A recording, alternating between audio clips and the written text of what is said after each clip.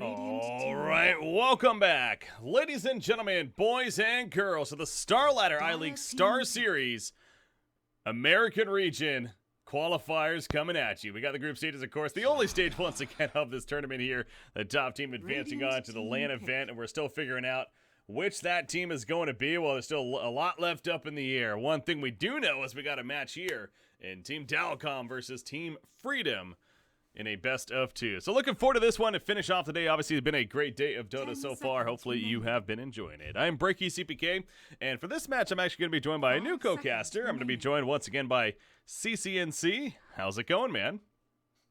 Reserve time. It's going pretty good. Yes. So did DileCom reband or? Yeah. So basically, what happened? Yesterday, there was an announcement. They were supposed to play DC, and they ended up forfeiting the match, I guess, because apparently they wanted to pick up a couple of new players and replace others. However, originally they wanted to replace 3 players, so they only wanted to have 2, Van and Ztok, I believe. But then they said, okay, well, they were told they couldn't do that. You have to at least have 3 players the same. And so they kept a 3rd, and then they replaced 2 of those. So they are actually back in it. They've played every match since, which has been a couple now, but that's kind of just the recap there of DileCom. So, yes, they're back in it. Okay. 10 seconds remaining. Alrighty. You sound a little surprised. Very interesting. 5 Yeah. seconds I mean, remaining. it's just like it's a lot of the smashes on this team, so they're obviously not going to be playing for Reserve like the time. major qualifiers or anything. So I guess throwing this together in hopes they can maybe make this tournament with Smash and Ztok. I don't know who the other 2 are. I'm not sure who they are.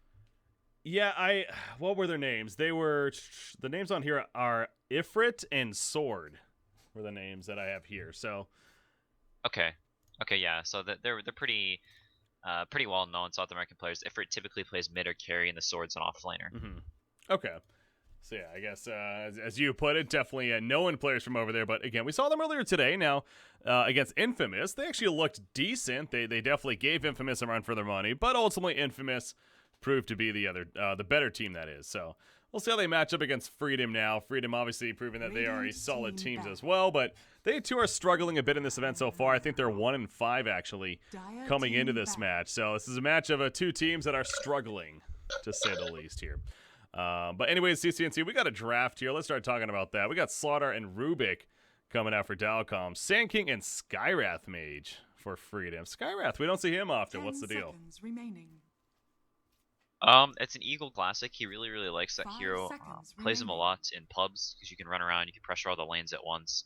And the shrines are really nice for this hero as well, as you can just sort of, instead of just camping one lane, you can sort of camp all of them at once. As you can go camp a lane, you can shrine up, go to another lane, and sort of just try and win all of your lanes. So a little bit less of the stereotypical Freedom. So not picking up the Underlord even though it's in the pool. Maybe going for more of a, instead of just this, we're gonna just run down the lanes no matter what happens, trying to win their lanes and then play the game from an advantage. With the Sand King Skywrath, if it's a support duo, has a lot of kill potential, or if the Sand King is off lane, the Sand King, a very strong laner, Skywrath can go around try and win their lanes for them. And DileCom just with some solid heroes, I think, just heroes they value. Rubik, the magic resistance is pretty nice versus those heroes. Just overall pretty good heroes. Yeah. Nothing too crazy, it sounds like, but we are going to see a ban on Luna coming out here from Freedom. Obviously, Shadow Demon already banned too, but still, Luna, even by herself, is proven to be a very strong hero, so not looking to give that one up. And now the final ban from DileCom to come before we advance on. But yeah, you see the Abaddon ban initially by Team DileCom. Again, that's kind of a flavor hero for Team Freedom. IX Mike specifically plays it and plays it pretty well, so guess I'm not too surprised to see an Abaddon ban here. Reserve time. Yeah, I think they have been trying to shy away from sort of the Abaddon Underlord, the style that they've been going for in the past month or so, because a lot of teams have sort of figured them out. They realize that, hey, these guys pick basically the same draft every game, give or take a couple of heroes, but it's almost always the same style, and people figured out how to beat them. The better teams, Cole, Duop, those types of teams have started beating their regular strategy, so they might be in a little bit of a panic, a little flustered, trying to figure out how to play Dota in not that style. So, they may not have even taken the Abaddon if it was available to them. Yeah. Well, we got that 4th ban, man. DileCom spending quite a bit of time thinking about this one. They're almost using all their reserve time to just simply get a 4th ban out. I mean, I know it's important, but usually you want to save that reserve time for the very end, if anything. But they're going to nearly go all the way before they finally take out Viper. Okay, so could you have seen that as a good pick for Freedom, as a good ban there? Potentially. It's a little early to tell. Maybe DileCom wants to pick something like a TA. Good versus tanking and Skyrath. I think Van plays a pretty good TA, as well as I think Everett plays the hero as well. So maybe looking for a hero that's a little bit weaker in the lane and they want to have a nice time, so banning out a lane dominator. But it is a little early to ban a Viper, and they did take a long time thinking about it, so I'm not sure what they were deciding between, but maybe thinking about between different lane dominators. I don't know, we'll have to see. But Freedom picking up the Centaur, so a more new age BSJ hero. They pick up the Centaur, a decent amount for him. Centaur, Doom, heroes like that instead of what you typically consider BSJ heroes like the PL, the Slark. So a little more new age, but they have been picking it a lot for him and with some decent success as well. The burst damage really nice with the Skyrath silence as well, so a lot of kill potential there. Yeah, a lot of gotcha potentials, I like to say. Juggernaut going to be the 3rd pick for Team DileCom, so doing some pretty standard stuff on the other side. You know, again, Slaughter, Rubik start, and now Juggernaut 3rd pick. Juggernaut just a good core, takes advantage of Slaughter, amping that damage here, and it seems like DileCom kind of sticking standard here so far. Is that surprising or makes sense to you? Yeah, I think most of the South American teams typically just play standard Dota. They don't go for any crazy, like Freedom style drafts. They don't typically play Drow strats. They just do standard Dota. Juggernaut also just really good this game. Can always spin TV out versus heroes. They have no BKB piercing stuns. Does very well versus the Sand King in lane. As you can healing ward. One of the best safe players in the game against like these very strong offlaners of like the Sand King and the Darkseer, heroes like that are typically known for being lane dominators. Is he can always just healing ward up. He buys the 4-man shield, is pretty tanky, and is very hard to kill. So, overall, just a solid hero. 10 seconds. Bat Rider coming out for DileCom. Again, is a good initiator, and probably means, they're probably going to see more of a 4 Slaughter rather than an offlane Slaughter. I feel like 4 Slaughter maybe even a little more popular as of late. So, the final bans, though, to come for Team Freedom and Team DileCom before we get into the next, the 5th and final picks, of course. So, again, it's game 1 of a best-of-2 series, guys. Looking forward to a fun one here. Shadow Fiend going to be the final ban for Freedom, and there's Meepo taken away just in case. Can never be too sure. So both teams need that mid. What do we got here? DileCom maybe looking for a little bit more ricey of a mid, or something that goes basically they just kind of need damage right now. They're a little low on damage. They have the Juggernauts, but Rubik and Bat Rider are not typically known for being high damage heroes. So yeah, they do go for more of that carry-esque mid. Juggernaut, whenever he's in the safe lane, he's a hero that can actually go fight early on, so it opens up some space for typically like more greedy mids, OD, TA heroes like that. So they do go for the OD. Also, a hero that's very good versus Centaurs. You don't really care about him having very high HP or the minimal return damage. You just sort of chunk it down, take all his ints, and they also have 2 very stupid heroes in the Sand King and the Centaur, so the ult gonna work quite well versus them if the game does go longer. And now you got Freedom here. They got plenty of reserve time to figure out what mid option they want to go, if they want to use it, that is. Obviously, whenever I see an OD, I know Sniper is kind of a hero that's brought up. That's pretty good in that matchup, and I could still use kind of a core like that, I feel like. So, but where are they going to run this? So, I'm sorry. So, yeah, it is going to be a Skyrath mid. Is that what we're expecting here? Most probably Eagle, Skyrath, Centaur safe lane, and the last picking Tomatoes hero here. Okay, so you're thinking it is going to be something else. Okay. Yeah, so yeah, Eagle typically plays a Skyrath. It's one of his signature heroes. I think the Sniper's not a bad choice here. They do have the Bat Rider and the Sauter, which aren't great to play against as the Sniper. They do have the Dazzler to protect him and the Centaur to be up in front. They actually go for the Invoker. Curious to see which style they go for. It's a pretty decent Exort Invoker game. It gives him some more building damage, a hero that scales pretty well. Does quite well versus the OD in the lane, and also gives them even more sort of global explosion power with the Centaur Skyrath combo with the Sunstrike on top. They have like the ability to burst almost any hero on the map, even this Juggernaut if they can get him before he pops the spin. Sort of reminiscent of the All-Star DK lineup where they just first pick Centaur Invoker every game and walk around and get pickoffs all over the map. Yeah. All right, so going to see some farm and Centaur here. That should be fun. And so if that's the case, again, most likely going to be the case, what can we expect to see on Centaur? Is it going to be kind of the typical somewhat tanky, get the early Blink Dagger? I mean, is there anything special about the build that you think we could see? I think most of the time safe lane Centaurs will go for like the hood first, then sometimes into the Vanguard.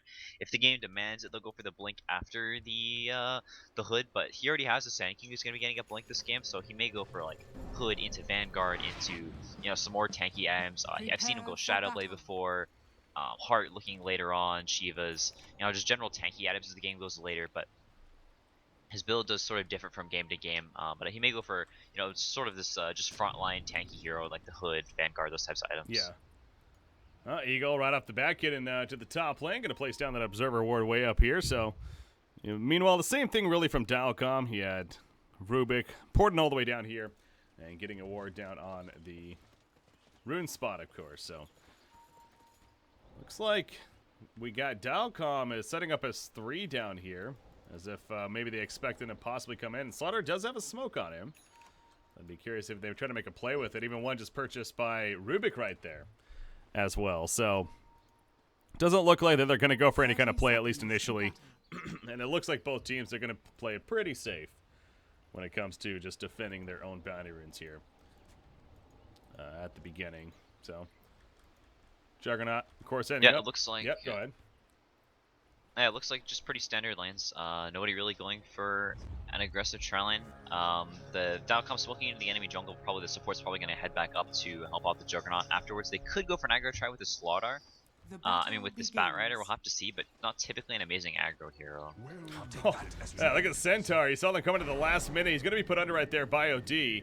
Crush is to follow. Do they have the damage? BSJ, he picked up his hoof stomp. Going to use it right there. Hits a couple of heroes. Is he tanky enough to actually survive through this? He actually got the magic stick first, but he can't use it in time.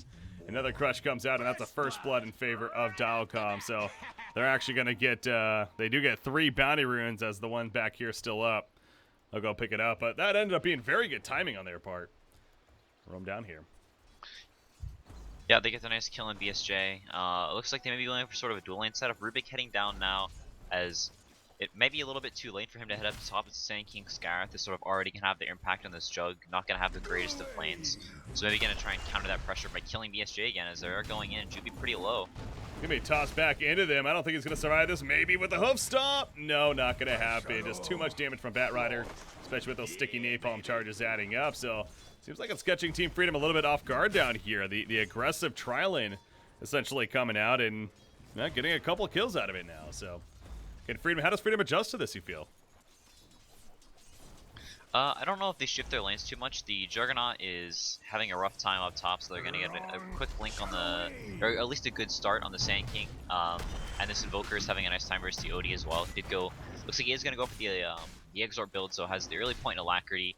And as time goes on, it's going to get progressively harder and harder for this OD to last hit versus the Invoker. So they expect to see this matchup open up in CS as it goes longer and longer. So I think, they're expecting this mid lane to win. The top lane is going fine. And Centaur, not a hero that needs an amazing start. Once he has a few levels, pretty hard to kill. Once he gets to level 6, this Bat Rider will almost never be able to kill him. Yeah. So they should be careful about not feeding away too many kills. Now that Dazzle has Grave, it should be difficult for DileCom to get anything more down here as they smoke up, maybe head to mid lane to try and set up a kill with the OD. Oh, Eagle though, top lane. That final auto attack coming through. The spin was very late by Juggernaut right there. I'm a little surprised it took him so long to use it. He ended up avoiding some magic damage at the very end, but the final auto attack was too much. Middle lane now. We do see Invoker in that trouble. The lift comes. There's the Crush to follow. It's just like clockwork, right? Okay, somebody kill him, please. What? Everyone just turns around. Somebody has to actually kill him, guys. Come on now. Well, they do, but that got a little scary there. Yeah, so they bring him down. So DileCom getting off to a good start. And you really want to do that versus just Freedom in general, and especially versus their drafts, as they're almost always centered around winning the game earlier.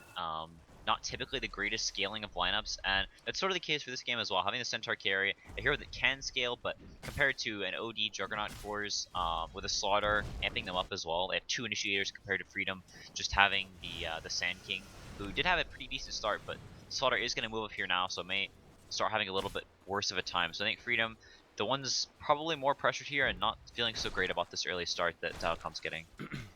Yeah, Ike's Mike, he's having to deal with this illusion up here for the time being. Kind of boxing him out. The real Slaughter setting up into flank right here. Again, I don't know if they're going to be able to make a solid gank onto Sand King. A little bit slippery with that Burrow Strike. And even the... Oh, he doesn't have Sandstorm just yet, but the Burrow Strike alone, enough to help him get away if he gets caught in a dangerous spot. So he's just going to play very passive. But yeah, the rotation's coming out. DileCom protecting that top lane now, really opening up the farm for the Juggernaut, or at least attempting to have him recover. Now this means, though, Centaur, BSJ, his farm down here is going to start amping up a little bit, too. It wasn't good already, 13-3 right now. Middle lane, no, just simply more harassment, it looks like. Onto Tomato. But he does have Skywrath again coming back in. No Ancient Seal just yet, though, so no way to silence and prevent Van from perhaps using that imprisonment for the time being here. Yep, just some casual harass. Has 2 nulls on the Skywrath. It's almost always the build he goes for. Gets 2, 3, sometimes even 4 nulls if he's having a really good game. Just harasses these lanes.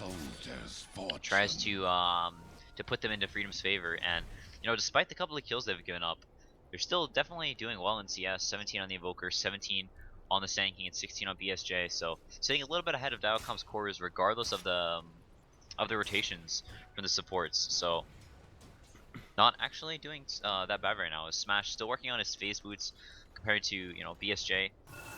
Start working on that hood early on. So I think Team Freedom, despite the early kills, they're okay with how the game's starting so far. Yeah, Hood has just really been the popular item. And kind of speaking of that, though, you look at Team Freedom's lineup. Is there an obvious hero for Hood? I mean, does Centaur actually go the Hood for this team? And if they feel like it's that important. As top lane, though, we could see some initiation actually turning on a Rubik. He was not ready for that. The Burrow Strike on him. In the background, though, Eagle is caught. They do kill Rubik. The Shallow Grave going to save Eagle for now on that Skywrath mage, but will it be enough? Z-Talk is chasing. Yes, it will, because the Burrow Strike happens. The Sunstrike not even necessary, and they secure the kill onto Slaughter. You see Smash here at Juggernaut. Not much more he could have done at that point, but get a couple of kills there for Freedom, tying it at 3. But yeah, so the question still remains, the Helm of the Dominator, who gets it here on Freedom if they get it? I don't think any of the heroes are necessarily natural Helm of the Dominator carriers. Maybe if the Dazzle has a really good game, he could go for it. Or if he does get a little bit of farm this game. I don't think this is really an item you want to go for in the Centaur. It's just kind of a weird build up on him. He doesn't really benefit that much from the HP regen as he typically buys a Hood or Vanguard items like that, so it's a little bit redundant. But Rubik, looks like he's going to go down here. Yeah, watching the middle lane, kind of OD and Invoker going at it, but right just above them, sure enough, Rubik gets caught by the roaming Skywrath Mage and the Sand King, so they're really looking around for some kills. Dazzle actually soaking up some experience meanwhile the top lane, so nice to get him some levels, get that weave scenario, just in general levels for him, leveling up that Shadow Wave, of course, and actually Smash needs to be careful, doesn't have mana for a spin, and he is going to run away with those phase boots there before they can actually successfully get the jump onto him. How about Batrider? Batrider, okay, you know, I was actually going to bring this up, but we do see Drums is actually going to Batrider here. Speaking of these team fight items, does Drums make sense to you?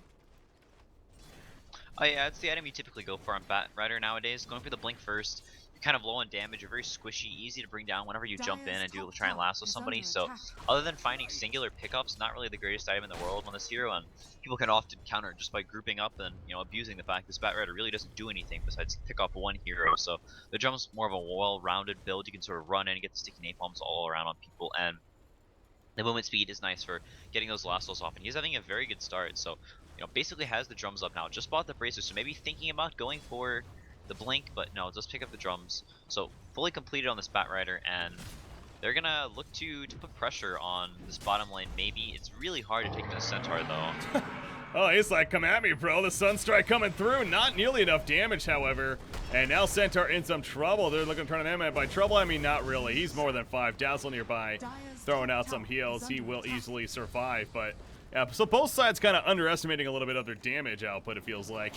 Because, I mean, that was a good initiation, good idea, but not nearly enough to take out the Batrider. But we're not done just yet. Smash in the flank. He has an Omni Slash. Looking to use it on somebody. Skywrath. Oh no, Skywrath is running right back into this trap. He had no clue Juggernaut was there. And he easily gets sliced on through. Meanwhile, Centaur gets the catch onto Slaughter, and the double edge helps take him out. So both sides kind of losing some Roman supports here in the midst of this fight going on. Juby, he's trying to run away now. Batrider nearby, no lasso just yet, but he has those Drums. Gonna activate them right there. The spin on top. That should be a kill on Dazzle. Will it be also a kill on a BSJ. OD joining the party. He doesn't have a Sanity's Eclipse, but the imprisonment doing plenty of damage. And there we go. Secure the kill onto him. The finish on the Centaur. So I think in the big picture, DileCom definitely coming on top there. The bottom exchange. Top lane. Wow, Rubik nearly survives. Never mind. Not going to happen. Yeah, at the beginning of that, the beginning of the bottom fight, it was a little fortunate from Z-Talk. Walked right on top of the Batrider as the Sunstrike came in, so, you know, caught half the damage. I think it would have probably taken him down if he didn't soak up the Sunstrike damage there. So BSJ backed off, thinking, alright, the Sunstrike will kill him, you know, it'll finish the kill off, but getting tanked up by the Slaughter, so a little fortunate there for DileCom as they do dive down under this bottom tower, putting the jumps to really good use. The Batrider having 1,000 gold now as well, and a hero that whenever he does get this bottom tower really early on, a hero that's not great at taking the tower, but whenever it does go down, so some nice rotations from DileCom has, you know, full access to this Team Freedom jungle. Is going to Firefly up, start taking their camps, so stealing their jungle, and now it's just going to try and TP out. Does get cold snapped and stampede, so maybe a little too over aggressive as he's going to go down here, but to take some of these camps, putting pressure, forcing 4 heroes to rotate. So they're all sort of around this mid tower, so it gives freedom for the Rubik to farm up the top lane, work up to his level 6. It's not the worst thing in the world, as they do get some wards in the jungle as well. Yeah. Blink Dagger onto Sand King, so Axe Mike, he's going to be good to go, looking to set up a kill somewhere, perhaps in this middle. If Slaughter especially hangs around for a little bit longer, you do see the 4 heroes of our Hero Freedom. Couldn't the Invoker, nobody yet. So I was going to say, somebody has to have a smoke the way they're grouping up, and sure enough, they use it right there. And a pretty good one at that, because obviously this ward here in the middle lane, unable to see them now, as they're going to make their way through, or thinking about it at least. They would love to get OD, and they're going to go for it. In comes a Pearl Strike, Slaughter nearby, the Sunstrike hits. Not enough damage initially. He's silenced though, so can't put himself under, but he finally does. As in come the Arcane Bolts, and OD will survive for the time being. Looking for those turn kills now. The custom shot going out. That's another Arcane Bolt. OD actually may fall. Yes, he does go down. So good job right there by Skywrath. However, Skywrath gets caught by a couple himself. Yeah, I think that's worth it, though. Killing the OD for yourself ain't too shabby. We're not done just yet, though. And once again, Dazzle on the run. Has a Shallow Grave, as well as 10 charges on that stick. So this is not an easy kill. In fact, it's bait of sorts. The Sunstrike gets a couple of heroes to spread in the damage a little bit. As there's a pushback onto IX Mike. Down goes Dazzle. The fire's just too much to handle. They get the double kill on the team. Meanwhile, the kill happens on the Slaughter, though, as Tomato is able to finish him off. So these two teams are not afraid to fight early on in this game. We already have 18 kills combined at this point. We got a lot of action, CCNC. I like it. Yeah, all in the meanwhile, BSJ was able to finish up his hood down bottom, push the lane into the tower. But still, not having the greatest game ever, him and the Juggernaut both sort of stunted while all this fighting goes on. They were both pressured pretty hard in the lanes. Each went down once or twice, so trying to catch up while the teams make space for them. Very nice utilization of who's strong at whatever time. They empower the Batrider early, make his lane strong, then they use the Batrider to go on and make plays while the Juggernaut catches up. So sacking one hero and then making up for it a few minutes later, both teams. That's a Sunstrike hit. The OD imprisonment is after the Sunstrike, though, so I don't think he's getting away from this one. It's just a matter who gets the last hit. It will be in favor of Skywrath, who does have the Veil of Discord finished, actually. And yeah, that's going to be coming out now, so the roaming Skywrath, good synergy here. That with things like the Sand King, of course, and clearly being a positive here for Team Freedom. On the other side, you have Slaughter. He's working on that Blink Dagger. Still a bit away. That's going to be next in line for him, but understandably, still going to be a while. Also on Batrider, about 1,800 gold saved up. So he is much closer, as you would expect, which, again, good news for DileCom, but you'd love to have it by now. They do have a help with the Dominator on Juggernaut, and he does have an Alpha Wolf currently control middle lane. Slaughter, though, that was just a jump there from Sand King. And the quick kill onto him, it looks like, as I happen to go away. Yep.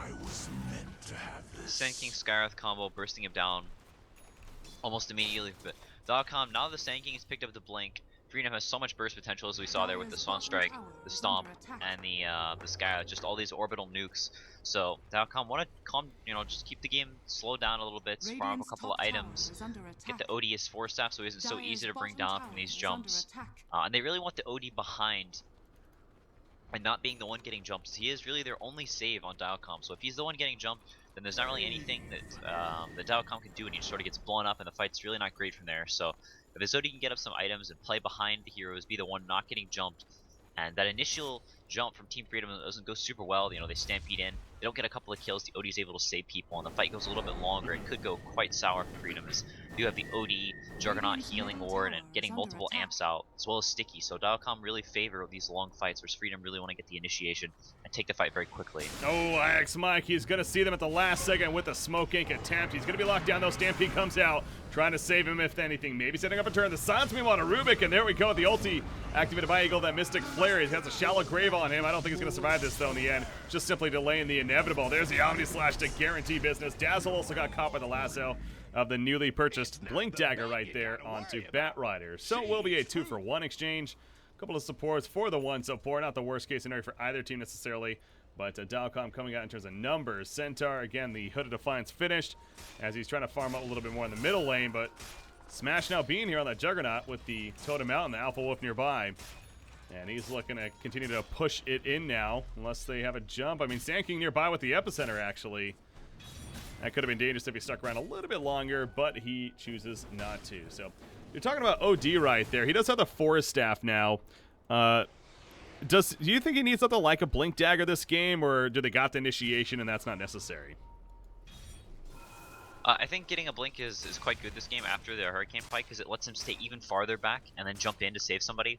If someone gets jumped, it lets him get on top of, maneuver better in these fights, so he's able to not get jumped by the Centaur, Smash, spin TPs out here, and just in general being super mobile this game. Making sure they're the ones getting the jump, or if they're not getting the jump, that they're making sure that they aren't getting jumped, or he's able to save someone if they get caught by the Sand King Skywrath combo with Sunstrike on top. So I think Blink Dagger very good this game for the OD, especially after you finish this Hurricane fight. All right, we'll see if that is something that this OD player agrees with or not. Being played by Van, of course. He has a double damage rune currently bottled up, and again, the Force Staff finished on top of that top lane. Possible action coming out. Slaughter on the front lines. Again, no Blink Dagger just yet. He's going to be jumped first, in fact. The lasso, though, onto the Sand King. Burrow Strike stolen by Rubik, by the way. Could use it to secure a kill. In comes a shallow grip at the last second, though, and Sand King going to survive for the time being. Burrow Strike from Rubik. No, he actually already used it. Just a little bit short. The chase is on, though. Batrider still going after Skywrath. He's going to be stunned, though. The big job with the Mystic Flare on top of the Sunstrike. They get the kill on it. Batrider Smash now. He's throwing out the spin, though. And all of a sudden, Skywrath can't do much against that. So he will fall. No more shallow grave, obviously, for the time being. Centaur getting there pretty late. Stampede already used. Hoof Stomp. It doesn't even go off in time. The Crush hit him first, and actually 2-for-1 right now. The Sanity's Eclipse. Not the most damage, but enough to finish off Dazzle. And Ix Mike still trying to juke and jive out of here. He has a Blink Dagger in 2 seconds. Worst case scenario. It looks like he will be fine, but man, DileCom, they actually made that work very well in their favor. Centaur, unfortunately, didn't seem like he could do a whole lot there. Yeah, he doesn't have the Blink, just has this Hood right now, so he's going to go in for the Blink next. Just isn't the highest impact of Heroes' Tomato. Oh, they cancel the OD's Blink, so actually saving him there is the rest of Freedom a little bit low, but puts down the Ice Wall and should be fine here. So they do cancel the OD's Blink and bring him down, so in the end, not the worst thing in the world, as the OD does go down. But yeah, it was a pretty good fight for them. The Invoker's still just farming out, so it was only a 4v5, but yeah, the Centaur are just really not at that point where you want it to be at, where he's just super tanky frontline. The OD really countering out that hero, as he's not really so tanky. Whenever an OD just walks up and starts hammering on him, amplified damage working really well against him as well. Centaur only 6 armor right now, so wow, yeah. Freedom, we can see, as we talked about a little bit earlier, they're very single target based, and if they're not getting that jump, then DileCom sort of chases them down with Sticky, Rubik stealing the Burrow Strike is also a very nice steal from him, and then just sort of chasing them down. Yeah, sustain seems to be pretty strong for DileCom. Batrider's going to get caught here. The Mystic Flare comes out. The Sun's on top. The combo from Skywrath. Sunstrike's going to miss, though, barely, as he happens to dodge ever so slightly. And he's going to be healed up thanks to the healing totem. So he'll manage to survive. So a bit used right there, only to come up short, unfortunately. Invoker, though, in the meantime, obviously the Hand of Might has been finished. The bot's on top of that now to go with the Yule. So it seems like Invoker, he's really turned it on with his farm. 8,700 farm right now, as far as net worth goes for Tomato. So obviously a very good start for him, and thinking the Yag's going to be next on Invoker here. Is that pretty much the typical thing, or what? Yeah, you still typically go for the Ags whenever you go for this Exort build. Whenever you go cost wax, things can vary. You saw Weeha at what was it, the China Land, going for the Vanguard and Invoker on the cost wax Invoker. That was a pretty situational thing with. Typically the Quas Exort Invoker to still go for that Aghanims, and then after that it's still very situational. So yeah, it looks like he does have the Aghanims queued up, and we're working towards that, and really just not super high impact in these fights right now, as he just sort of gets, run down by the Slaughter, by the Batrider, gets jumped, and isn't really able to have too much impact. So we're going to be looking to continue to farm up. Wow, Freedom, that's exactly what they want to continue doing. They want to look for pickoffs with Centaur, they want to split the map, they want Invoker to just farm up, get to that point where he can actually be useful in these team fights before this OD gets, a whole lot of items. He has gone down 4 times down, so not the kind of score you want to have as an OD hero that doesn't farm particularly fast when he's behind. He doesn't really have an escape mechanism, because your only escape, or defensive mechanism, is your farming tool. So using that on waves, whenever that's on cooldown, you can easily jump. So not a hero that you want to be behind on. Yeah, it can be a little bit awkward sometimes. So yeah, good find though, indeed. The Stampede, and obviously Skywrath Mage. He's one of these supports that he can deal plenty of damage, and we kind of saw that right there. I mean, that's a level 1 Mystic Flare, but if you're by yourself in that Mystic Flare, it will drop you, like we saw right there. And obviously being silenced on top of that, nothing really that the OD could do at that point. So I know I was talking about the idea of a Blink Dagger for OD, but he is going to be getting it next. But BKB now also comes to mind, pretty considering how the game's gone, especially. You think BKB, is that even next after the Blink Dagger, or can he not get it? Does he need other items? I think that may be a 4th or 5th item. He could go for the BKB after the Blink. It sort of depends on how the game is going. If they feel they have enough lockdown, if they have enough damage. As whenever you go for the Blink and the BKB, you haven't bought any Mystic Stabs, no Ultimate Orbs. It's still kind of low on the stats, so your Arcane Orb, your damage can kind of start to fall off, or at least it feels that way, and is really not going to do that much unless he has some stat items. So once he has the Blink, if they are taking these fights the way they want to, they're getting the jump, they're making sure they aren't getting Orbital Strike from just blowing up, then he may not need to get the BKB. But it looks like he actually feels like he needs it. He's going to die too easily without it, so going to be going for that before the Blink Dagger, or at least getting the Ogre Club. So we're going to bulk up, have the rest of his team run in for him, and try and just get some right clicks in. Be slightly less mobile, but if he doesn't get initially blown up, will be almost impossible to kill until it does run out. Yeah, I think that last death, if anything, really kind of deciding for him. As you mentioned, he gets the Ogre Club at least, so we'll see if he now even gets the Blink Dagger, but just wants to beef up a little bit more against what's clearly some pretty good damage coming out on the side of Team Freedom. Now we see Dazzle bottom lane. He's actually going to TP away before he gets caught down there, but he gets a little bit of a split push out. And top lane, kind of the same story. Team Freedom, they're really doing a good job of accomplishing this and keeping DileCom guessing in terms of where they truly want to defend, as Van now makes his way up here, and he's going to look to push back the creep wave as best as he can. But by himself, you got to be careful. There's a lot of jump here on the side of Team Freedom between Centaur and the Sand King, of course. Middle lane, Slaughter, he doesn't have his Blink Dagger yet, so yeah, if he does, that might be a dead Dazzle, but unable to pick it up just yet, so Dazzle will walk away as if nothing even happened. He's going to be fine for now. Juggernaut going Diffusal, by the way. What do we think about that? I think it can be decent. You can purge the Invoker out of his Yules. Sand King has the Yules as well, and it's gonna stunt his growth a little bit as far as farm goes instead of going for that Maelstrom, but it's gonna give him a little more chase potential. The mana burn can be very nice versus all of these heroes with lower manas, but it looks like Sand King, God, he lived forever right there. I expected a hell of a job of doing everything he could to actually escape, but everything but a Stampede used, actually, by BSJ. But obviously, figuring it wasn't going to be enough anyways, and manages to still die in the end. So a nice pick off, and now they transition into the top tower push. So yeah, Diffusal is going to be coming next to line. It sounds like that overall you like that progress there. Yeah, it's gonna give them some more catch. It's nice damage. It works, it's direct agi, so it works quite, or it's just some raw damage, so it works well with the amplify.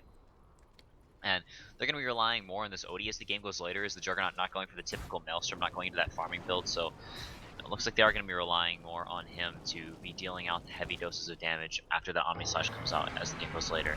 Oh, meanwhile they catch Slaughter, but not enough damage. The Mystic Flare, not enough. Omni Slash now bouncing around, and down goes Skywrath. Now Slaughter is finished as BSJ is able to jump in, land the hoof stomp, and the double edge, of course. Double damage rune helps as well. Sand King caught by the lasso, meanwhile. Rubik still in that Burrow Strike. Gonna follow up with a stun, which actually isn't even necessary, and double kill for Smash on the Juggernaut. So the 2-for-1 exchange, you get another support's kind of exchanging lives right there and initiators, but in favor of DileCom, and we remain now tied at 17 hero kills apiece between these two teams. Really just continuing not to be afraid of action. 34 hero kills in 23 minutes now, but Invoker, he has the axe currently in his backpack, but he is pushing out the top lane up here.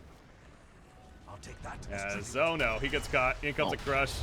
There's a corrosive haze. No lasso though. They're just gonna put the fire on top, and BSJ running in, trying to save the day. Ice Path put down, but good job by Slaughter. He ran around. Another crush comes out. In comes Skyrat though, and now Slaughter's the one that has to run for his life. Ain't gonna happen though. He will be picked off, and now they want more, but the stun gonna miss Batrider right there. Cold Snap not gonna be enough, and he makes it out of there. So that was a very close situation for Invoker, but he got the team support in time. Yeah, these lands are just always in for DileCom, as Freedom has so much pickup potential with the Scarab, the Sunstrike, Initiators, that their lanes are just keep getting pushed in. It's really scary for them to push them out. They really want to walk as 5, but as soon as they do, they see them with a ward or just a hero spotting them out, and the Invoker immediately TPs the opposite side of the map, continues split pushing. So DileCom still are getting a lot of farm, but not really taking towers or taking the kind of fights they want. So this game may just continue to be very, very split pushy, continuing to push out these lanes until a fight breaks out and Freedom gets to the point where they say, okay, we want to fight the, which could be a while, as BSJ is still quite poor compared to the cores of DileCom, and his Invoker has the hood and the blink. Working towards that Aghanim's, has 3 of the parts, or at least enough gold for them, and going to be working towards that point booster, but not really going to be having a massive amount of damage as Freedom. If the Scarab does go down early in these fights, they could, start running very low on damage, as BKBs, the spin, they really just have nothing to deal with those, naturally in their lineup. Yeah, a little bit funky interaction there between Sand King and Sauter, but both end up running away from one another. Roshan, of course, being up, and DileCom in the area as if they're somewhat interested, but both teams have good vision in the spot. Probably not going to be easy for them here. BKB in the works for OD, as mentioned. He did get the blink, of course, so yeah, he went the Ogre Club first. Now BKB going to be next in line. Rotation from Freedom. They got the smoke up. IX Mike is going to find Van right here on the OD, and comes the Mystic Flare, but the Force Tap away. Then the Stampede activated Bystander, but they're fighting on a Shrine. That's rule number 1 of patch 7.0. Do not fight on the enemy Shrine, especially when it's ready to be used. In comes a Shallow Grave from PSG. The spin on top of him, he will actually survive. Nobody dead just yet, despite a lot of damage coming out. Juby on Dazzle, he will also survive. Slaughter, he wants this kill though. He's gonna jump in the double crush, catches Dazzle, and now Tomato actually in a lot of trouble. That corrosive haze, but a beautiful cyclone right there. But Batrider's gonna say, no, you ain't going anywhere still. The flame break push and a double kill for him as they make it a 3-for-0 right into a tower push on top of that. Beautiful fight for DileCom. Look at Skywrath Mage meanwhile. He's stuck in the trees. He's in an awkward spot. Yeah, Van doesn't have his Arcane Orb on autocast, so keeps just, he keeps trying to, get a couple pot shots in here and there. A really, really nice force from the Batrider at the beginning of the fight, so the OD getting jumped on and getting forced out of harm's way. Able to, maybe forced himself, and then able to Astral, blink back up onto the hill, gets chased around by the Scarab for a little bit, but not going down in the end, so Freedom, like we talked about, they don't get that initial jump, they just sort of run low on damage, and that was sort of the case fighting around the Shrine as well. A little unfortunate where that fight did break out, so healing everybody back up, giving the Slaughter infinite mana basically for as many crushes as he wanted in that fight, going really well for DileCom as they take down Roshan as well as this tower. So huge boost of gold for them and a really well played fight, and a very good place to take it as well. Yeah. Top lane, IX Mac gonna try to push it out once again. Up here, the Force Staff in the works for him. Obviously, that's popular item this game on many of Heroes. Soon to be on him now as well. But Centaur does go the Ags route, by the way. After the Blink Dagger, it does mean that even less damage taken for the team here, especially. Do you like that pickup, the idea of the Ags on the Centaur? I don't think it's amazing this game. DileCom, like we said, doesn't have they don't need to take the get this initiation and initially win the fights. They do have several jumpers, so it's pretty good for that. If somebody does get jumped, they can pop the Ags and they'll stay alive. But for a carry Centaur, there really just isn't. Aren't that many amazing item choices this game. You would kind of like to go BKB, but if you go BKB on a Centaur, they just sort of ignore you because you don't really do that much damage. So not any amazing item choices, but the Ag's probably the best of the bunch. As it, can keep his, Invoker alive if he does get jumped to the Skywrath. As the Skywrath is a big portion of their damage, just like we've been talking about. Freedom just really, really low damage, and it's fine to continue split pushing. You can trade towers here and there, but eventually it comes to the point where you kind of need to take a fight, and Freedom is really not in the position where they want to do that. As they're trying to force DileCom back here and get a reaction so they can continue to split push these lanes, but they need to get to a point where they can actually take these fights. Yeah, I mean, Slaughter is coming in. Here come the TPs now, so the tower, minimal damage on it. You see Slaughter is hoping to maybe catch somebody hanging around, but they're not in the trees as he was guessing, and obviously they start retreating will be fine, but there's an invis Bat Rider. He's going to stop the TP of Centaur, and he's going to pull him over the cliff into his team. Now Stampede activated, runs right back over the cliff because of that Ags, meanwhile put under, though, by OD. The Omni Slash was canceled because of that, though, so not the best communication right there, but it's still going to be a kill at the end, I guess is what really matters. But yeah, you got to be a little careful when it comes to comboing the OD imprisonment with the Omni Slash, as we saw there. But still, beautiful kill on their part. Happened to be a good use of the Invis rune from Bat Rider. Yeah, they get the kill on the Centaur, and now with that kill, they're going to be able to get some of these lanes out as they can immediately storm to bottom, just running at the nearest heroes to know, alright, we've got these lanes out, we want to look for kills, we want to push this advantage, and fight while the Centaur's down. They really have no way to fight if he's dead. So you kind of need all 5 heroes. Invoker, Cyclone, or Tornado going out right there. You see in the background, speaking of Cyclone, the Yule Scepter used on Fan himself, or he got it used on him by Invoker, but they still want this kill, damn it. Flame Break pushing him forward, just not enough chase though to secure anything onto Tomato. Well played in terms of actually escaping right there, makes it look easy. It ain't so easy. Juby though, okay, he's gonna pop the Shallow Grave. They do catch Skywrath though as well. Down goes Skywrath, and now Dazzle again delaying the inevitable as the imprisonment will finish the job. So 2 kills right there.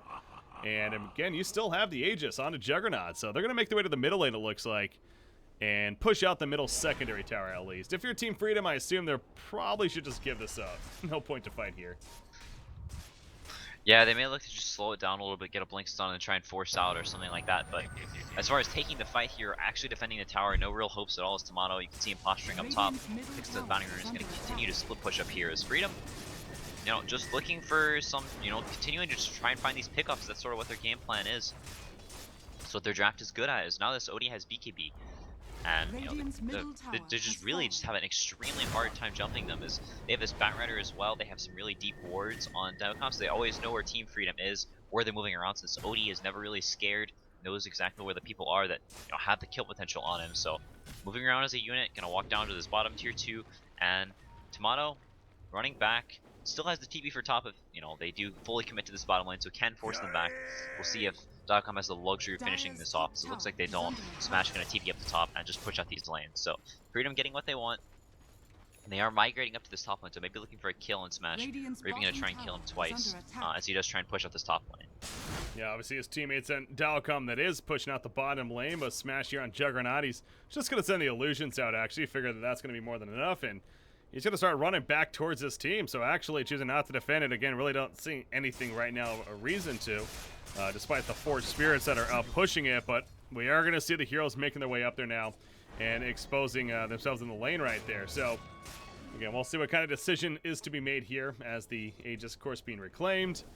And this bottom tower now, matter of a couple of auto attacks away, really, from being killed. So, going to be able to finish the job down here. Juggernaut is officially, he kind of was making his way down there, but never mind. Now he's back up heading towards the top lane again, realizing that Team Freedom may actually be trying to make a move right here. Basher being worked on by Juggernaut, by the way, towards that eventual Abyssal Blade, of course. So Centaur, he's in the front lines, gonna lead the way. Everyone basically is here. Invoker a little bit of a distance, but close enough.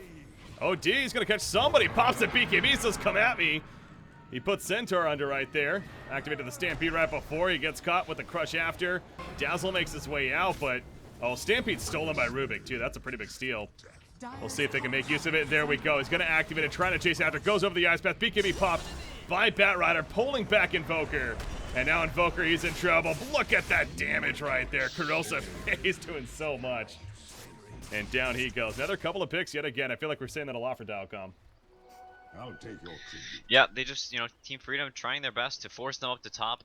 They have to, just walk up and hit it. Otherwise, DileCom's not going to come back and they're going to hit Team Freedom base until they absolutely have to come back. So, trying their best, but getting chased down, the OD getting the Astral off, just jumping in with the BKB. And we've talked about it in the past, but it really showing itself there as they just can't hurt him whenever he pops BKB. It's just sort of marching up, and Freedom having to run away, losing both of their cores in the process. Now DileCom sort of marching towards the base with still 40 seconds down, one Invoker and no buyback, so their ranks may be threatened here, as they have the Blink Dagger on the Juggernaut, so maybe looking to pick off a hero in the base, but they are going to play it safe, push out some of these lanes, as all their, the bottom lane and the mid lane both pushing in. It looks like they're going to migrate to top, so try and get this tower, maybe work on some of the shrines afterwards. They have the Mystic Staff now in OD, so actually going to be doing considerably more damage than he was before. I'm working towards that Hex, so with that, they're going to have a serious initiation advantage, which is really the only thing Freedom has going for them currently. Yeah. And then you have Bat Rider with that gem, of course, so just taking away any bit of vision that Team Freedom, in fact, you look at their vision currently, it's really nothing other than the creep players pushing up, of course, and there's that aggressive vision of DileCom, as you're talking about earlier, that they have in several different spots. So there's the last outer tower. Yeah, the last outer tower destroyed, and right to the shrine they go.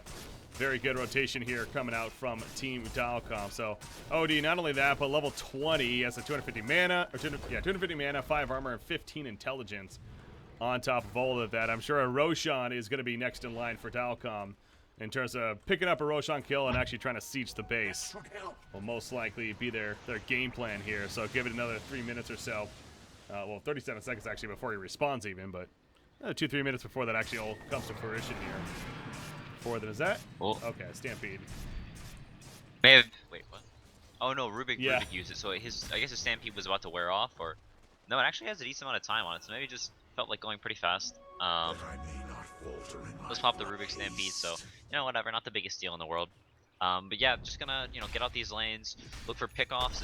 They're really the greatest lineup at sieging the base versus Freedom. That's kind of what Freedom wants, as they walk up the hill, can maybe look for a stomp into the Skyrath, using their burst like they did earlier in the game. So it was working quite well for them, but really hasn't done much in these past few minutes. So I think with the upcoming Hex on this OD, as well as the Bat Rider and Slaughter, like you said, picking up the gem, so Freedom really lacking on vision, are just gonna look for a pickoff with that Aegis. Just continue to just run around the map. As soon as they see a Freedom hero, everyone just migrate to that lane and look for fights wherever they can, because almost any fight is a good fight for DileCom at this point. Now, I know this isn't like a typical thing, and maybe it's a hindsight speaking here, but could you argue that maybe Invoker should have built a little more of a right click, like almost like a carry, a hard carry of sorts when it comes to his build? Because obviously you keep going back to the issue here for Team Freedom feels like just a lack of physical presence. The BKBs are popped. They just don't have any way to kill heroes with such items. Could Invoker maybe have done that, or does this make sense to you still the way he's gone? I think him going the Quasi XOR and then looking for pickoffs with the Sunstrike as he split pushes was sort of like the only way they had to really play this game. With the way their draft turned out, I don't think the greatest Centaur game in the world, this OD pick, really just paying massive dividends. I don't know if Team Freedom forgotten about this hero or not, but it was a perfect OD game. You can see it with him just sort of pummeling down these heroes of Freedom. I think the Invoker's build is fine, but just not finding the amount of pickoffs they need. Is the ball just sort of in DileCom's court right now. It's their game to lose as they look for pickoffs. Juby split pushing up top, getting this lane, so someone's gonna have to come deal with this. Smash sending some illusions up there. They may die out before they reach the lane though, so positioning themselves really aggressively, getting up as far up in Freedom's base as they can. As Tomatoes will push his bottom as well, so continuing to just try and not take fights. Yeah, something obviously Rubik with that null field as well. He's actually only level 3 right now, but level 4, 22% is what that'll be as far as magic resistance. So again, just even more reason as to how this lineup of DileCom is just working out very well, but more so Team Freedom and perhaps the way they drafted maybe looked over that. They really just were aiming for a much earlier game victory. Now again, it ain't over yet. DileCom in control, but still have game left, 37 minutes into it right now. Again, this is our first game of this 2-game series as well. Just to reiterate, middle lane OD making his way back here, and seems a little uncertain of where exactly they want to go. Just trying to keep all the lanes pushed in, but obviously you have the Aegis on OD. He has a Scythe now. BKB is down to 9 seconds, so yeah, wow, he's only used it once. Top lane actually do get the catch onto the Slaughter, okay. Oh, not the craziest target, but still, it's a good kill for Freedom. Yeah, that's exactly the kind of stuff they need. Just continue to split these lanes, wait for DileCom to make mistakes and find pickoffs, and work yourself back into the game. Don't give DileCom any kills during this phase where they have the Aegis, so they will just immediately run to your base and take your racks. So just keep doing this, and you can tell that that's the kind of the game plan they're going is. Looks like BSJ, had the Hex in his quick buy a little bit ago, has the Abyssal in it now as well, so just in general, building towards that sort of style of, we need to get pickoffs, we need to get the jump in these fights, because if they aren't -1 hero at the start of the fight, then we're going to have some problems. They're going to be down a Shrine, as we see right here, and obviously that's the last Shrine to be destroyed now in favor of Team DileCom. So really, again, when it comes to just vision and control of the map, it's Freedom is really, really lacking this game, but it feels like that they're actually still holding their own pretty well despite all that. The net worth, it's still under a 10,000 net worth lead, so it's not the most ridiculous yet, and about a 10,000 experience it in that area. Batrider, top lane. Oh, is he going to go for it? Obviously, they know he's here. And Invoker actually going to blink away himself, and so no catch actually going to happen, despite Batrider's best efforts. That's a little stuck right now. Is he? Oh, yeah, kind of in the trees, yeah. He's good. Yeah. Freedom didn't have vision on any of DileCom's heroes, though. They're all walked off the map, so a little spook, but Invoker maybe going down here bottom. Could be a big kill on Invoker. It looks like it's going to be. Deafening Blast, not going to matter. And they secured. He has a buyback, 80 seconds on that Resurrection. He'll probably need to buy back here, depending how this plays out. Top lane, Batrider still up here. As if he may make a play. Now, he has Boots of Travel, so... Oh, he's going to be seen, actually, by the Siege Creep. Yeah, and that's actually going to be a trigger for Team Freedom to fall back instead. Yeah. As you can sort of see how, DileCom knows how this game needs to go. They need to keep these lanes out, and they need to always be looking for pickoffs of their own. So, you're going to find, some sort of a catch with either the Hex or the Slaughter, the Rubik, as we saw there. So, picking up bots on a lot of their heroes, getting the bots in the OD, on the Batrider as well. The Juggernaut going to probably be looking for them next. So just building up that catch as much as they can. Oh, this Sand King now, the Shallow Grave will actually save him. I guess that might have been the plan, but it ain't going to work in the end. Or maybe the Shrine use will barely keep them alive. The Yield Scepter on top of the Sanity's Eclipse. Not the greatest synergy right there. That's, of course, Sand King immune, and he will survive. But now they go back towards the tower of the base. As OD blinks in, puts him under. BKB is off cooldown. Or on cooldown, I should say. The Omni Slash still bounces around in the background. Gets the one, gets the two. And Invoker not buying back this whole time, by the way. Buybacks on everyone else. Invoker still has 10 more seconds. You see a jump back in from Centaur. But Smash on that Juggernaut doing so much damage with the right clicks and the crits coming up. As well as the OD. Again, the Shallow Grave delaying the inevitable. Down goes the Centaur. You see Sand King jumping in with the Epicenter, but he's going to fall. And the buybacks continue. Rampage coming out here for Smash. As he smashes Team Freedom into the ground. The Age is finally going to be used. And he will manage to actually... Okay, never mind. Over here, we see trying to get away ain't going to be enough. And they do catch the OD in the end. So, well, I mean, it took nearly everyone's buyback, and they hold the racks, though. There's that. Yeah, so they lose 5. They lost a lot. They did use everyone's buyback but the Invoker, and Mike dying back. I'm not sure if anyone else died back and then just spawned again. It was a pretty long fight.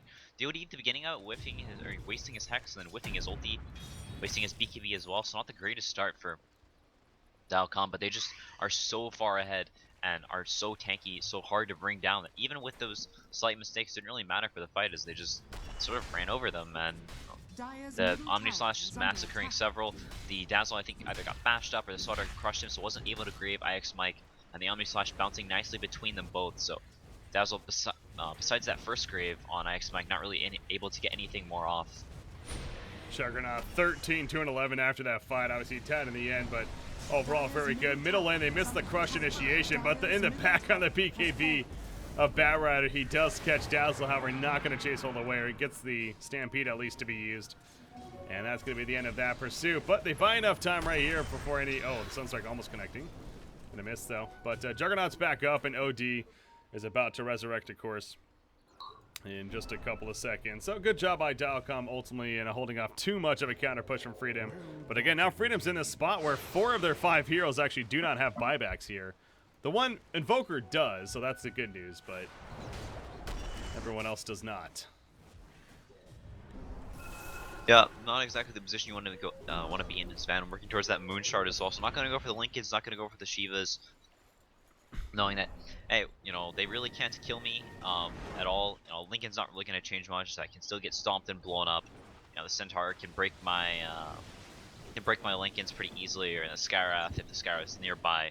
So gonna be going for that moon charge, just gonna amp up his damage super heavily, and just gonna try and evaporate Team Freedom as quickly as possible. As like we talked about, they really just don't have a way to deal with the massive damage and the saves, the tankiness, the multiple BKBs now with a Lotus Orb and a gem as well on that Slaughter, so even more ways to save DileCom's cores.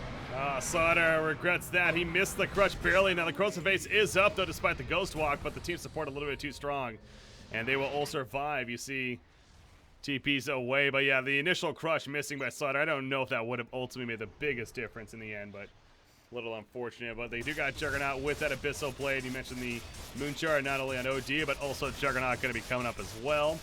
So amping that attack damage, attack speed even, but just overall damage output, of course. You got Tomato. He's continuing to just really keep the lanes pushed in as much as he can, and he's doing overall a pretty good job of staying alive. But as I say that, he might finally be in some trouble right now. Yule Scepter used, nice Force-Staff teammate. Diffusal Blade even to chase him, but they're not going to go for it. And Smash using this BKB there, so that's going to be 1 second less now on that BKB, down to 9 seconds. I'll take Just that. got it, but Yeah. As you can see, just DileCom, they really want to make something happen. They know they're extremely strong and they can win a fight. They can just win the game here. As Force, Freedom's heroes have no buyback, but Freedom playing extremely patiently, not getting over aggressive, and not letting them get some silly pick off them. Just looking for an overextension from DileCom. DileCom playing very aggressive, but just barely not overextending over and over again. So it's a game just being played just right on the edge. Just Freedom very close to losing, but also win a team fight very convincingly if DileCom make one small misstep, waste their BKBs a little bit. Yeah, they're looking for that chance right here. As a great smoke attempt, they almost got the OD, but he was able to react just quick enough. Going to be fine. Meanwhile, over here, they do catch the Bat Rider. And he pops the BKB, but gets attacked over the ledge, and he will be finished off. They also catch Z-Talk on that Slaughter, and a double kill comes out. So, hey, you say they need something. Well, there's a little bit of something. You got the bottom lane being pushed back by Invoker now. Not letting them push all the way in. However, jump is coming from the OD as well as Juggernaut. But again, Invoker doing a great job as far as timing goes. Falling them back right as they were about to jump him, it feels like. So once again, he is going to be fine. But a nice couple of picks and continue to delay this game as long as he can and keep that split push. I mean, you see that the graph even suggests that Team Freedom is slowly working their way back into this one. But it's gonna be a long effort, it feels like, if they truly are gonna come back here in what is game number 1 of this series. Yeah, they need a lot more of that. As whoever's playing the Bat Rider, I guess, is the Sword, realizing that this ward was there as they jumped him out of nowhere. So realizing they have a ward there, and Freedom with some extremely aggressive wards, 3 all in this dire jungle area. They lost their gem on the Slaughter as well, so not really gonna be able to de-ward them too easily. So they have great vision around here, and that's where they're gonna be looking to play, looking to get pickoffs. As BSJ getting a Shadow Blade, the Invoker going for actually the minus 15-second tornado cooldown. Oh wow. Talent, not one you typically see. You typically see the AoE Deafening Blast is just incredible team fight, but Freedom, that's not really the style they're looking for. Getting the more frequent cooldown on the tornadoes will just be able to constantly throw these things out. Push out lanes very, very well, push extremely well, and in these very long fights will just kite the heroes of DileCom, not let them get these auto attacks off. So I actually like this choice this game. This is extremely good for pushing lanes. You can see he throws it on that wave, then immediately it's back up, can throw it on another wave or defend himself. If he does try and get jumped on by the Slaughter or whoever. So a little bit of unorthodox builds with the Shadow Blade and the unusual talent choice, but still, Team Freedom realizing how they have to play this game, as they can't just run into DileCom and fight like they'd like to. Yeah, looking at the other level 25s, I don't think anything too radical there. The 60-second Arcane Orb in steel on OD, and then of course the 20 agility onto Juggernaut. Centaur's kind of an interesting one. He's almost level 24. Oh, top lane, he might be involved in a jump up here. In comes the Mystic Flare. A lot of damage. Fan will survive it. No, he will not in the very end, despite BKB. Ain't going to be enough. Now BKB onto Batrider. Going to wear off there pretty quickly, though. In the background, Slaughter jumps in for the counter. Trying to save his teammate. Not enough, but this is exactly what they need. No buyback onto OD. Here we go. The Hoof Stomp going to miss with the Force Staff used by Slaughter. He's still alive. The Lotus Orb coming out. Not going to be enough to save him, though. Cyclone coming through, but Smash in the background. He's looking to make some plays still. He has Omni Slash good to go. Still has best play. Still has his BKB. They do finish off Batrider. He buys back immediately, though. And yeah, if you're Freedom, you got to be careful not to go too deep right here. As Smash now chasing them out. Still with that Omni Slash. There's the catch on the Sand King. Not going to use it just that beautiful Shallow Grave, though. Will delay it, and IX might going to survive for the time being. Maybe not able to get out, but it did delay quite a bit, actually. And further than for going further, perhaps. TP out from Skywrath. That ain't going to happen. The Meatball's out, though. BSJ gets a kill on a Batrider. And now Z-Talk has to run on the Sonar. But there's the Omni Slash bouncing around. The Creep Bait comes at a pretty good timing. It gets the kill on the Skywrath, though. The stun through with the Rubik and the Burrow Strike. In comes the Centaur save from Dazzle right there with the Shallow Grave. But Rubik saves himself with a Shallow Grave as he stole it immediately. He will finally fall, but with Juggernaut dying in the midst of that. However, and you look at the life pool on BSJ, managed to live. Freedom. Are you kidding me? They win that fight in the end. Yep, they take the fight exactly like they need to, getting the jump over and over and over again, picking off heroes individually. Van not having buyback there, and still doesn't have it, so down for 10 seconds to go buyback. Smash at least has the buyback, but just constantly going in and out, using the Shadow Blade, the blinks, the super short sort of tornado cooldown. A Team Freedom playing extremely well, just outplaying DileCom in these fights like they need to. And now going to take a full set of racks. Smash actually killed himself with the return, so was trying to bring down BSJ, but with that extremely high HP, unless the OD is able to walk over and get some of those right clicks in, then it's extremely hard for BSJ to die. As Van chasing it down, looks like he may get the Dazzle, but that's about all, looks like. If he even gets the Dazzle, look at that. He wants to run. He's too scared to commit for it. And Dazzle, okay, he actually gets away just in time as the crush attempt comes out. So, I mean, wow. Sunstrike? Oh no, not going to connect, and actually no kills as a result. But yeah, that was even huge there at the very end right there. What a push coming out from Team Freedom. They take out the racks, and something tells me the graph, yeah, look at that. We're back to even as far as the net worth graph goes, and experience is basically at this point. You know, I also saw Tomato that last fight. Team Freedom did 10,000 damage as a team, and I think DileCom did 7,000 or something like that. Tomato did nearly 6,000 of that damage himself on the Invoker. He did so much throughout it, between everything you mentioned, the shoulder cooldown Cyclones and the Meatball coming out, just everything. So on top, what is this about? Slaughter jumping in pretty aggressive, but at what cost for him? In comes a Mystic Flare, and that's a dead Slaughter. Now Smash is all of a sudden somewhat by himself. He has Omni Slash again. Support nearby. Rubik, no spell steal just yet. And he'll have to spin just to prevent himself getting hit by the tornado. But in comes the Stampede. A lot of Blink Daggers being used. The Stampede stolen by Rubik, by the way. In return, so now this could be a chance for DileCom. But without Slaughter for 80 seconds, they're not comfortable fighting, I'm sure. Yep, they do pick up the Slaughter. Doesn't have buyback, but Freedom gonna look to abuse that, running in with the Shadow Blade and BSJ. Gonna look for more pickoffs. Try and find these fights while the heroes of DileCom are dead. A Smash blinking way in. Oh man, they catch Juggernaut. Are you kidding me? The silence comes out, the double force step just over the ledge, and he PKs Bees. Unbelievable, he lived right there. In the back on the sheep onto Dazzle.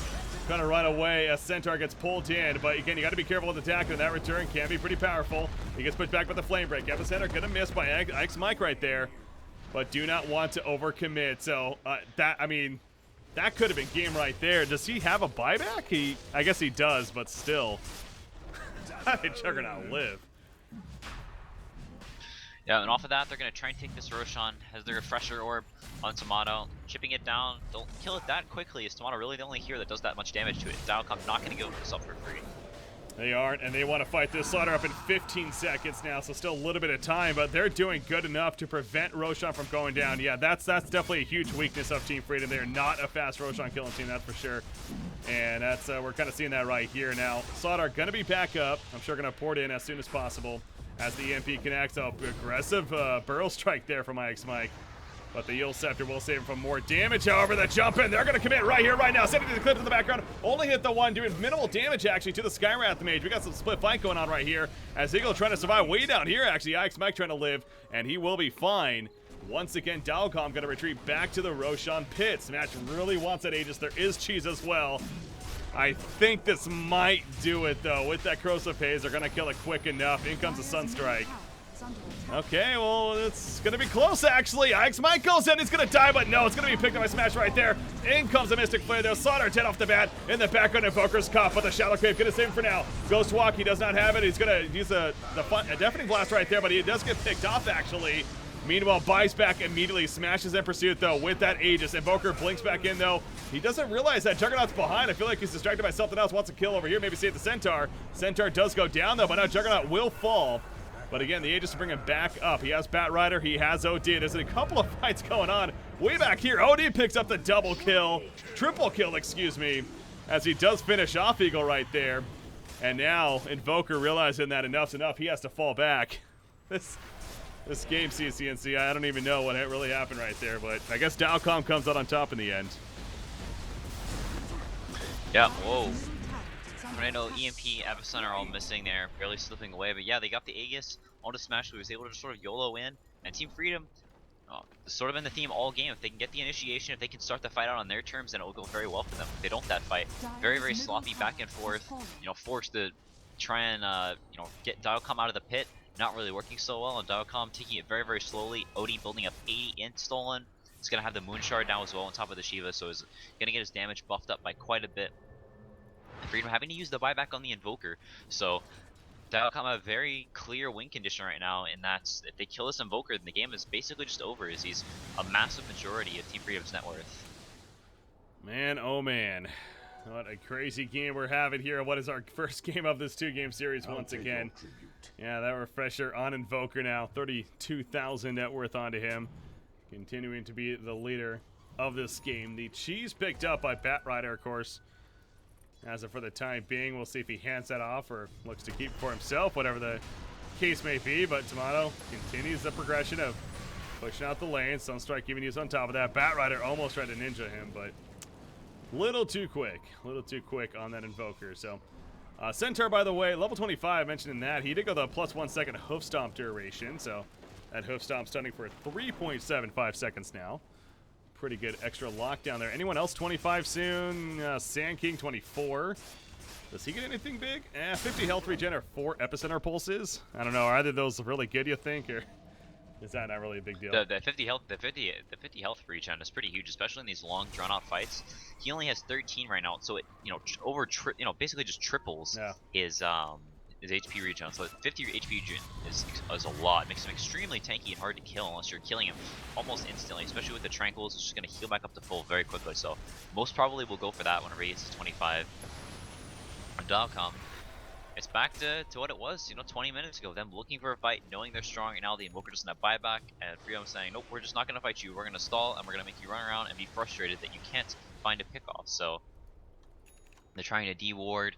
Right now, as you can see, the Bat Rider just walking around, throwing napalms everywhere, looking for any vision that Freedom has, and maybe queuing them off on any DileCom ganks, but not finding any as they're a little closer to the Freedom base on some of these hills. So Freedom continuing to just play very safe, play as 5, and getting a de-ward of their own. Yeah, the Centaur, I mean, he's going to have that Abyssal Blade in the near future, and that's going to be pretty damn huge for Team Freedom. On top of that, even a second long on the hoof stomp. You got the Abyssal Blade on top of that. We're going to have interaction down here. Somebody's going to do something. There's a crush finally coming out. They collapse on a Sand King big time. Everything being used, it feels like, and I think they should kill him in the end, as yes, indeed, they do. He does have a buyback. Will he use it immediately? No, he won't. He's going to stay there for the time being. The rest of the team made their way out of there, however.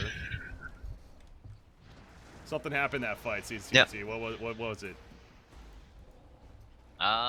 He got stunned and he just died. He got chain stunned. He did get forced, so it forced them on. Oh. Are they going in? They are. They're trying to. Mystic Flare. Not going to hit, though. Yeah, the Cyclone going to come out. That will push them back. It sounded like you almost were frustrated about that last fight. That's what I was asking, though. I heard the sigh coming out.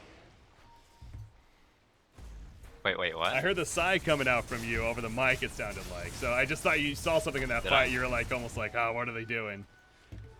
Maybe not. No, I didn't. It wasn't intentional to happen. Okay. But yeah, that was a big pick on Ix Mike. Obviously forcing the buyback. And that means he's going to be without it now again for quite a while himself. Invoker is down to 2.5 minutes here. you got to figure DileCom. I mean, they know they have this little bit of a window, but it ain't much. So it's you know, you got to make that move of some sorts, but it's obviously a lot easier said than done, especially when you're down one sets of racks at their top lane over here. So yeah, they have the bots too now on the OD, so gonna be able to jump immediately onto a hero, not just having to go to a wave and then walk the rest of his team. So we're gonna give them a little bit more potential as far as finding pickoffs deep in the jungle goes. The Slaughter sort of setting up down here, but all of Freedom is here, so we need to be careful about not giving up kills. Juggernaut TPing down with his bots too as well, so maybe looking for a fight here, but BSJ may scout them out. So Juggernaut does show this could be quite bad for DileCom. oh my god, that damage initially. He was not expecting that. He can't get the BKB off. He pops the Omni Slash, though. That will make him vulnerable, as well as dealing out some good damage himself. And in comes that Sanity as Eclipse to follow. And Juggernaut in the background will remain alive. Cyclone comes through, but now the Shallow Grave on Dazzle himself. Gonna go for the TP. Is it gonna be time? No, it's not. Odie puts him under, and that will secure the kill onto him. Meanwhile, Skywrath and Sanking on the run. Sunstrike just simply trying to harass them, push them back, but Eagle, if he gets picked here, I don't know if he has a buyback. Okay, he does, and he's going to use it immediately right here. Dazzle also has one, but he's going to hold off to see if they actually push in, but you're right. Well, in the case that Juggernaut actually ends up living, they completely turned that bottom fight down there. Yeah, it was an absolutely huge force staff from the Slaughter. Got him out of the double Skywrath Mystic Flares from the Aghanims, so does live there, able to Omni Slash, then blink away. So very nice play from Smash and Z-Talk, keeping the Juggernaut alive. They turn around, they force a buyback from the Sky, as well as another nice kill onto the Dazzle. So very good for DileCom there, but still not really finding what they want to, which is a large-scale team fight. Freedom just continuing to, you know, if they do give up a little bit, they make sure their cores get out. The heroes with buyback, or the heroes without buyback aren't going down. So just elongating this game and looking for some of those pickups, those scrappy fights that we saw earlier near the top river that went so well for Freedom. Yeah, you got a Slaughter who is not necessarily building heavy damage himself, but you know, he's going to be level 25 soon. Maybe get that plus 20 strength talent, even a little more damage on top of that middle lane. Somebody gets caught. That'd be Rubik right here. Going to try to force staff away. Ain't going to work though. He gets caught and eventually. And whoa, he does not have a buyback actually. So he's dead for 100 seconds, just under that now.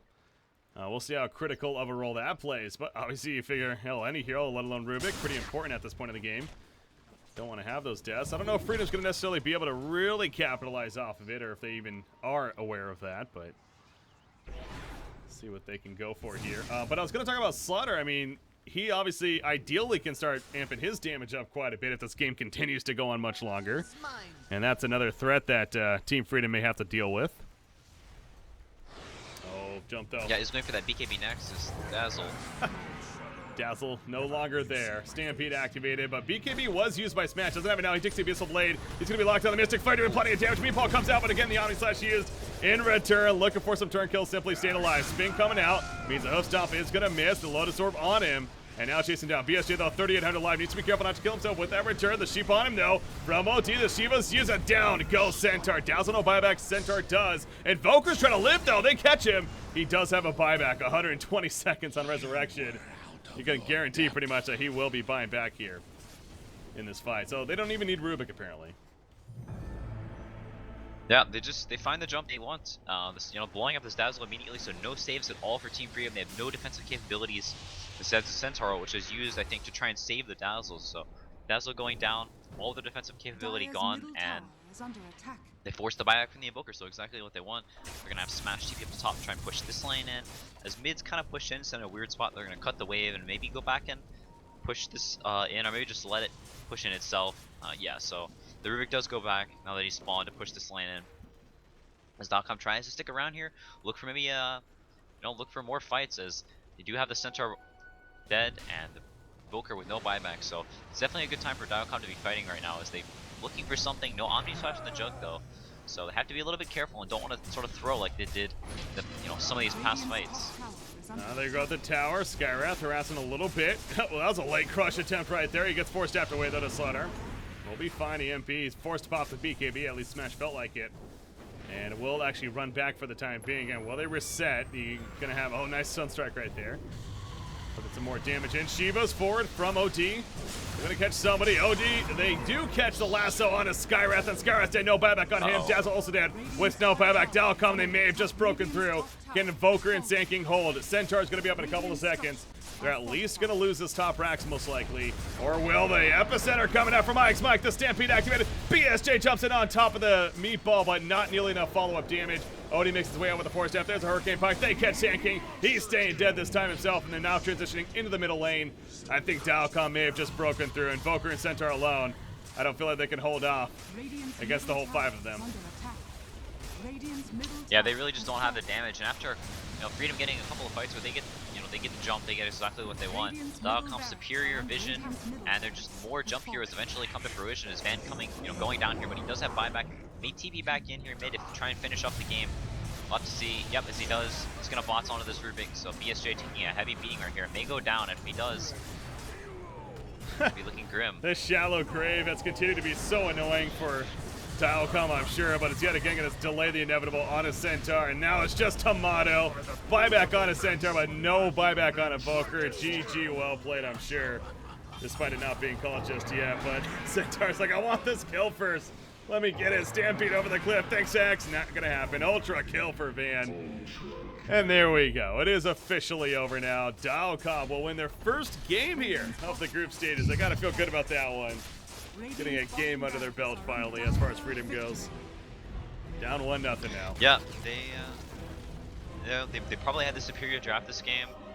Game looking very in their favor for almost all of the game, then taking a very sloppy fight. A couple people dying without buyback, end up losing a Rax. The game looks heavily in Team Freedom's favor, but eventually swings back in DileCom's favor. They get the the kind of jumps that were expected. The OD Juggernaut just really outscaling this Centaur and Invoker. Is Invoker's nice and all, has a lot of control, but whenever you don't have damage, and if the Skywrath is going down early on, who's most of their damage, and you just sort of get run down, as DileCom actually have the damage to 2-3 shot some of their heroes. So in the end, the superior draft pulling through, and it really just making the game a lot easier for DileCom to play. Yeah. Well, ladies and gentlemen, that's it for the first game. A hell of a game it was, but again, in the end, DileCom victorious, just over an hour match right there. It's good to see. You hope that no team goes winless by any means through a tournament like this, through a group stage format especially, and now we know that's going to be the case, as they were the last team to be at that point. So congratulations to them. At least feeling good about that. But now we'll see if we'll finish off in a split, or if Freedom, or if DileCom can even get the 2-0 to finish off the night right here. So, ladies and gentlemen, sit tight. Once again, I'm Breaky CPK, joined by CCNC here, tuning into the Star Ladder iLeague Star Series American Region Qualifiers, game number 2. Coming up next, guys. We'll be right back.